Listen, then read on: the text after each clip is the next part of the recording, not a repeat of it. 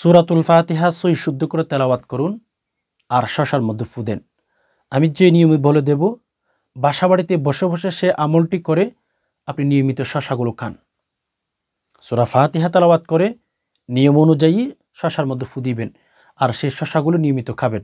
আল্লাহ আপনাকে কি বেনিফিট দিবেন যদি জানেন, অবাক হয়ে যাবেন, হয়রান হয়ে যাবেন। এত বেশি বেনিফিট রব্বুল আলামিন আপনাকে দিবেন, আপনি চিন্তাও করতে পারবেন না এন্ড ভাবতেও পারবেন না। যদি গুরুত্বপূর্ণ ভিডিওটি, গুরুত্বপূর্ণ আমলটি শিখতে চান, জানতে চান, আমি আপনাকে বলবো একটু সবর করেন, ভিডিওটি শুরু থেকে শেষ অবধি মনোযোগ সহকারে দেখতে থাকুন। আর হ্যাঁ, এরকম নিত্য নতুন ইসলামিক বিভিন্ন আমলের ভিডিও পাওয়ার জন্য অবশ্যই একটি লাইক করে ফেলুন, চ্যানেলটি সাবস্ক্রাইব করে অল নোটিফিকেশন অন করে দিন। আমি যেন ভিডিও আপলোড করার আগে, ভিডিও আপলোড করার সাথে সাথে সবার আগে যেন আপনি পেয়ে যান। অবশ্যই চ্যানেলটি সাবস্ক্রাইব করে কিন্তু ভুলবেন না। তো দেখেন, সম্মানিত দিনী ভাই বোন, আমাদেরকে আল্লাহ রোগ দিয়ে থাকেন। আমাদেরকে আল্লাহ পাক রব্বুল আলামিন রোগ দিয়ে থাকেন, আবার সেই রোগ ভালো করে থাকেন কেবলমাত্র শুধুমাত্র আল্লাহ পাক রব্বুল আলামিন। কোরআনুল কারীমের মধ্যে আল্লাহ তাআলা বলেছেন, ইয়া আইয়ুহান নাস قد جاءتكم موعظة من ربكم وشفاء لما في الصدور। অন্য আয়াতের মধ্যে রব্বুল আলামিন বলেন, وَنُنَزِّلُ مِنَ الْقُرْآنِ مَا هُوَ شِفَاءٌ وَرَحْمَةٌ لِلْمُؤْمِنِينَ। রব্বুল আলামিন বলেছেন, হে জগতের মানুষ, তোমরা শোনো, তোমরা শোনো। আল্লাহ পাক রব্বুল আলামিন বলেন, কোরআনুল কারীম আমি তোমাদেরকে দিয়ে দিলাম, তোমরা যেন কোরআনুল কারীমের আমল করে সেখান থেকে যেন সুস্থতার একটা হায়াত তোমরা নিয়ে নিতে পারো, সেজন্য আমি তোমাদেরকে কোরআনুল কারীম দিয়ে দিলাম। আল্লাহ তাআলা বলেছেন, কোরআন দিয়েছে তোমাদেরকে, তোমরা যেন সেখান থেকে শেফা অর্জন করতে পারো, সেখান থেকে যেন তোমরা নিজের জীবনটাকে সুখীময় একটা লাইফ তোমরা যেন বেছে নিতে পারো, এজন্য আমি তোমাদেরকে কোরআনুল কারীম দিয়ে দিলাম। এখন সমাজের দিকে তাকান, আল্লাহ পাক রব্বুল আলামিন কোরআন আমাদেরকে দিয়েছেন, আমরা যেন কোরআনুল কারীম থেকে শিফা অর্জন করতে পারি, আমরা যেন ভালো থাকতে পারি, সুস্থ থাকতে পারি। এখন সমাজের দিকে তাকান, নারীর দিকে তাকান, পুরুষের দিকে তাকান। ও মেরে দোস্ত, কোরআনুল কারীম রব্বে কাবার কসম, শতের মধ্যে অনেক অনেক নারী পুরুষ কোরআনুল কারীমের তেলাওয়াত করতেই জানে না, কোরআনুল কারীম পড়তেই জানে না। এখন কি বলবো মেরে দোস্ত, কোরআনুল কারীমকে মাইনাস করে জীবনটাকে কাটানোর চেষ্টা করে। এজন্য ঘরে ঘরে অশান্তি, ঘরে ঘরে রোগ বেড়ে গেছে, ঘরে ঘরে আমাদের লাইফ থেকে অশান্তিগুলো আস্তে আস্তে উঠে যাচ্ছে। দেখেন, আজকে আগের যুগের মানুষের এত রোগ ছিল না তো। হ্যাঁ, কথা সত্য ভাই, আগের যুগের মানুষ খাইতেন, ঘুমাইতেন, সুস্থ থাকতো, তারা মজবুত ছিল। এখনো দেখবেন কিছু দাদা দাদি যারা আছে, এখন বৃদ্ধ মানুষ চশমা ছাড়া কোরআন পড়ে।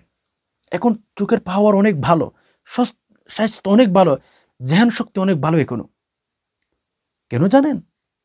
এরা অনেক অনেক গুনাহ থেকে নিজেকে রক্ষা করত। আমাদের সমাজ এখন বঞ্চিত হয়ে গেছে কোরআন থেকে। আগের যুগের মানুষগুলো কোরআন বেশি বেশি পড়ত, ফলে তাদেরকে সুস্থতার হায়াত আল্লাহ দিতেন। এজন্য মেরে দোস্ত, আসুন আমি আপনাদেরকে বলবো কোরআনুল কারীমের আয়াত। আল্লাহ তাআলা অন্য আয়াতের মধ্যে বলেছেন, ওয়ানাজ্জালনা আলাইকা তিবয়ানাল লিকুল্লি শাই। রব যেটা আমাদেরকে বলেছেন, আল্লাহ যেটা আমাদেরকে বলেছেন, আমাদেরকে সান্ত্বনা দিতেছেন, হে দুনিয়ার মানুষ, কোরআনুল কারীম তোমাদেরকে দিলাম, কোরআনুল কারীম তোমাদেরকে দেওয়া হয়েছে, তোমরা সেখান থেকে চিকিৎসা নিতে পারো। আল্লাহ আমাদেরকে কোরআন দিলেন আর আমাদেরকে বুঝিয়ে দিলেন যে দুনিয়ার মানুষ, কোরআন তোমাদেরকে দিলাম, কোরআন থেকে তোমরা আমল করতে পারো। এবার আসুন আল্লাহ বলেছেন কোরআন আমাদেরকে দিয়েছেন শিফা হিসাবে, কোরআন আমাদেরকে দিয়েছেন চিকিৎসা করার জন্যে। এখন কি কোরআনুল কারীম এখান থেকে আপনি শেষ করবেন? এছাড়া কি আর কোনো কাজ নাই? আমি বলবো শুনেন, কোরআনুল কারীম রব্বুল আলামিন আমাদেরকে দিয়েছেন, আমরা অবশ্যই কোরআনুল কারীম থেকেই আমল করব, চিকিৎসা নিব, পাশাপাশি কোরআন মতো জীবন গড়ব, পাশাপাশি কোরআন মতো জীবন গড়ব। তাহলে ইনশাল্লাহ সুখী একটা জীবন আমরা পাবো। তাহলে ইনশাল্লাহ আমরা সুন্দর একটা লাইফ আল্লাহ তাআলার তরফ থেকে আমরা পেয়ে যাব। এখন আমরা কোরআনকে মাইনাস করার কারণে প্রতিটি জায়গায় লাঞ্ছিত, বঞ্চিত, অপদস্থ। আমরা মুসলমান, আমাদের উচিত ছিল আমরা যখন অসুস্থ হয়ে যাব, ডক্টরের কাছে যাবেন না এটা বলতেছি না ভাই, ডক্টরের কাছে যাবেন, ডক্টরের কাছ থেকে চিকিৎসা নেবেন, হ্যাঁ কোরআনেরটাও আছে। আপনি শুধু বসে থাকবেন না, আমি আপনাকে বলছি না ডক্টরের কাছে না যাওয়ার জন্য বলছি না, ডক্টরের কাছে যাবেন, চিকিৎসা নেবেন। ইসলাম ধর্মের মধ্যে চিকিৎসা নেওয়াটাই সুন্নত, নবী আলাইহিস সালাতু ওয়াস সালামের সুন্নাহ। আপনি ডক্টরের কাছে যেতে পারবেন, চিকিৎসা নিতে পারবেন, নো প্রবলেম। তবে হ্যাঁ, আপনি মুসলমান হিসাবে কোরআনুল কারীমের পাশে যাবেন, 2 রাকাত সালাতুল হাজত নামাজ পড়বেন। 2 রাকাত সালাতুল হাজত নামাজ পড়ার পরে আপনি কোরআনুল কারীম থেকে আমল করে রব্বুল আলামিনের কাছে মুনাজাত করতে পারেন, প্রার্থনা করতে পারেন যে মালিক, আমি অসুস্থতার মধ্যে পড়ে গেলাম, আল্লাহ আপনি আমাকে একটু সুস্থতা দান করুন, দোয়া করতে পারেন, প্রার্থনা করতে পারেন। এরপরে যদি আপনি দুনিয়াবি কোনো পন্থা অবলম্বন করেন, কোনো ডক্টরের কাছে যান, কোনো চিকিৎসকের কাছে যান, আল্লাহ পাক রব্বুল আলামিন ওই যে সলাতুল হাজত নামাজ পড়ার কারণে আল্লাহ আপনাকে অন্যান্য 10 জন 20 জন ব্যক্তির আগে আপনাকে সুস্থতার হায়াত দান করবেন। কেননা আপনার তাওয়াক্কুলটা আল্লাহ পাক রব্বুল আলামিনের উপরে ছিল, আল্লাহ পাক রব্বুল আলামিনের কাছে ছিল, যার কারণেই বলা আছে ওয়ামাই ইয়াতাওয়াক্কাল আলাল্লাহ ফাহুয়া হাসবু। আল্লাহ বলেছেন, রব্বুল আলামিন বলেছেন, যারা আমার উপর তাওয়াক্কুল করবে আমি আল্লাহ তাদের জন্য যথেষ্ট হয়ে গেলাম। এজন্য যখন কোনো বিপদে পড়বেন, আপনার অসুস্থতার মধ্যে আপনার রোগ বেড়ে চলছে, আপনি তখন সাথে সাথে 2 রাকাত সালাতুল হাজত নামাজ পড়েই আপনি দুনিয়াবি কোনো পন্থা অবলম্বন করবেন। আল্লাহ পাক রব্বুল আলামিনকে বলবেন, আল্লাহ পৃথিবীর কোনো মানুষ আমার রোগ ভালো করতে পারবে না, পৃথিবীর কোনো মানুষ আমার বিপদ দূর করতে পারবে না, শুধুমাত্র কেবলমাত্র আপনি ছাড়া। আল্লাহ সেজন্য রোগে আক্রান্ত হওয়ার পরে, আল্লাহ সুস্থ হওয়ার পরে আমি কিন্তু 2 রাকাত সালাতুল হাজত নামাজ পড়ে নিলাম, আল্লাহ আপনি আমাকে ভালো করে দিন। এই কথা বলে রবকে দেখান, কসম খোদা রব আপনাকে অনেক অনেক তাড়াতাড়ি সুস্থতার একটা হায়াত দিয়ে দিবে, অনেক আগে দিয়ে দিবে। এজন্য আসুন, আমি সূরাতুল ফাতিহার কথা বলছিলাম আপনাদেরকে। সূরাতুল ফাতিহার ফজিলত যদি একটু বলি, আল্লাহ পাক রব্বুল আলামিন কোরআনুল কারীম থেকে শুরু করে যত আসমানি কিতাব আসমান থেকে নাজিল করেছেন, তাওরাত, জবুর, ইনজিল, ফুরকান, যত কোরআনের যত কিতাবের নাম বলেন না কেন, সকল কিতাব কিন্তু আল্লাহ পাক রব্বুল আলামিন কোরআনুল কারীমের ভেতরে ঢুকিয়ে দিয়েছেন। সুবহানাল্লাহ, কোনো বলেন নাই। সকল কিতাব কোরআনুল কারীমের ভেতরে রব ঢুকিয়ে দিয়েছেন, আর সকল কোরআনুল কারীমের মর্ম সংক্ষিপ্তভাবে সূরাতুল ফাতিহার ভেতরে আল্লাহ ঢুকিয়ে দিয়েছেন। এজন্য মেরে দোস্ত, যখন আপনি অসুস্থ হয়ে যাবেন, যখন আপনার সন্তান অসুস্থ হয়ে যাবে, সূরাতুল ফাতিহার আমল করার চেষ্টা করবেন। অনেক ফজিলতপূর্ণ একটি সূরা। এই সূরার মতো সূরা আমার মনে হয় না আল্লাহ পাক রব্বুল আলামিন কোনো নবীর উম্মতদেরকে দিয়েছেন। শুধুমাত্র কেবলমাত্র আপনাকে দিয়েছেন, আমাকে দিয়েছেন, আখিরি জামানার নবীর উম্মতদেরকে আল্লাহ পাক কোরআনুল কারীম দিয়েছেন। আর কোরআনুল কারীমের ভেতরে সূরাতুল ফাতিহার মতো একটা সূরাও আল্লাহ দিয়ে দিয়েছেন। এজন্য যাই হোক, সম্মানিত দিনী ভাই বোন, সূরাতুল ফাতিহা সহি শুদ্ধ করে শিখে ফেলতে হবে। আপনি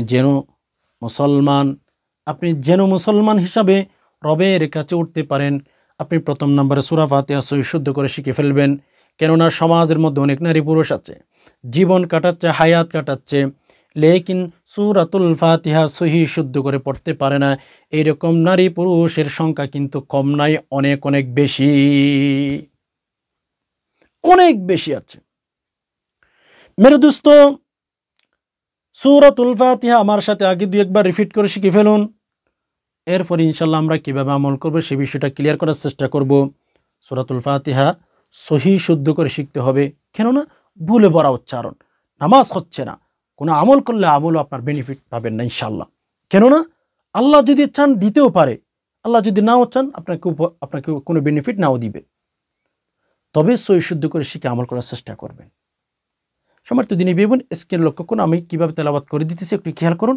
ইনশাআল্লাহ সহি শুদ্ধ করে শিখে ফেলবো আমরা, এরপর আমলটি জেনে নেওয়ার চেষ্টা করব। দেখেন, প্রথম নাম্বারে বিসমিল্লাহ তেলাওয়াত করতে হবে। বিসমিল্লাহির রহমানির রহিম। আলহামদুলিল্লাহি রাব্বিল আলামিন الرحمن الرحيم مالك يوم الدين إياك نعبد وإياك نستعين اهدنا الصراط المستقيم صراط الذين أنعمت عليهم غير المغضوب عليهم ولا الضالين আমিন। এভাবে আপনি সূরা ফাতিহা শিখে ফেলবেন। আমার সাথে সাথে রিপিট করতে পারেন। আমি কিভাবে উচ্চারণ করেছি আপনি সেভাবে উচ্চারণ করবেন। আচ্ছা, এখন কথা হচ্ছে কিভাবে আমল করবেন। প্রথম নাম্বারে আপনি বাজারে যাবেন, বাজারে গিয়ে ভালো কিছু শসা কিনে আনবেন। ধরেন 3 দিন খাইতে পারেন, 2 দিন খাইতে পারেন, এভাবে আপনি শসা কিনে আনবেন আপনার পরিমাণ মতো। আইনা ভালো করে ধুয়ে রাখবেন। রাখার পর আপনি উজু করবেন। উজু করার পরে কিবলামুখী হয়ে বসবেন। প্রতিদিন ফজর নামাজের পর আমলটি করবেন। দেন উজু করেছেন, কিবলামুখী হয়ে বসেছেন, আপনি 3 বার ইস্তিগফার পাঠ করবেন। আস্তাগফিরুল্লাহ ওয়া আতুবু ইলাইহি, আস্তাগফিরুল্লাহ ওয়া আতুবু ইলাইহি, আস্তাগফিরুল্লাহ ওয়া আতুবু ইলাইহি 3 বার। এরপরে 3 বার দুরূদ শরীফ, আল্লাহুম্মা সাল্লি আলা মুহাম্মদ সাল্লাল্লাহু আলাইহি ওয়াসাল্লাম, আল্লাহুম্মা সাল্লি আলা মুহাম্মদ সাল্লাল্লাহু আলাইহি ওয়াসাল্লাম, আল্লাহুম্মা সাল্লি আলা মুহাম্মদ সাল্লাল্লাহু আলাইহি ওয়াসাল্লাম 3 বার। এরপরে সূরাতুল ফাতিহা 7 বার তেলাওয়াত করবেন বিসমিল্লাহ সহ। বিসমিল্লাহির রহমানির রহিম, আলহামদুলিল্লাহি রাব্বিল আলামিন আর রহমানির রহিম মালিকি ইয়াউমিদ্দিন ইয়াকা না'বুদু ওয়া ইয়াকা নাস্তাঈন ইহদিনাস সিরাতাল মুস্তাকিম সিরাতাল লাযীনা আন'আমতা আলাইহিম গায়রিল মাগদুবি আলাইহিম ওয়ালাদ-দাল্লিন আমিন। এভাবে 7 বার তেলাওয়াত করবেন। এরপরে শেষ আবার 3 বার দুরূদ শরীফ পাঠ করবেন। এই আমলটি যখন আমি যেভাবে বলে দিয়েছি সেভাবে যখন আপনার আমলটা কমপ্লিট হয়ে যাবে, আপনি ওই যে শসা যেটা নিয়েছেন সেই শসার মধ্যে আপনি 9টি ফু দিবেন। এভাবে 9টি ফু দিয়ে আপনি হচ্ছে ফজর নামাজের পরে বাসি পেটে সেই একটা করে ফল খাবেন। এভাবে জোহর নামাজের পরে খাবেন, ভাত খাওয়ার আগে।